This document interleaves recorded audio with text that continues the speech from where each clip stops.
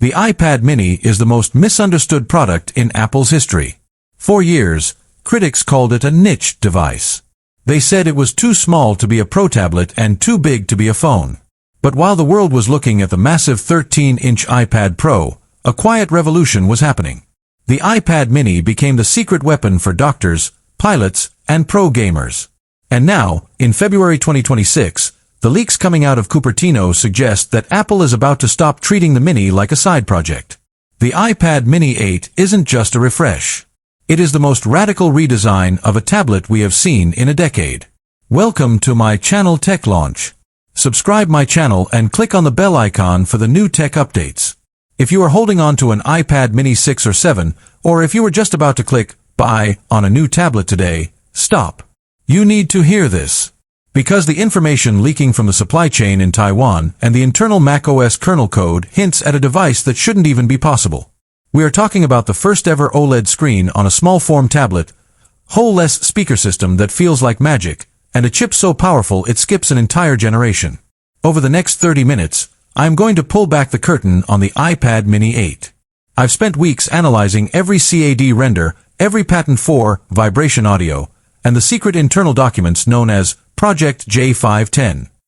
By the end of this video, you will know why Apple is ditching the speaker grills, the truth about the A20 Pro leap, and the exact date in 2026 you need to mark on your calendar. This isn't just a tablet. It's Apple's attempt to kill the small phone and the large tablet markets in one single blow. Let's start with the screen, because this is the biggest, finally moment in Apple history.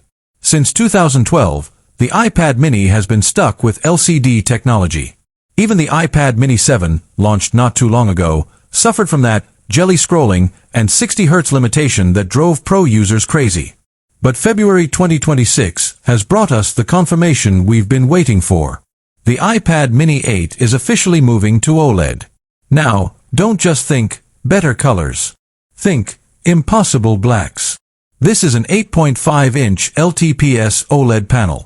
It's slightly larger than the 8.3-inch screen on the Mini 7, but here's the genius part. The device size isn't changing. Apple is using flexible OLED technology, similar to what they did with the iPhone X, to bend the display edges inward. This means the bezels are shrinking to almost nothing.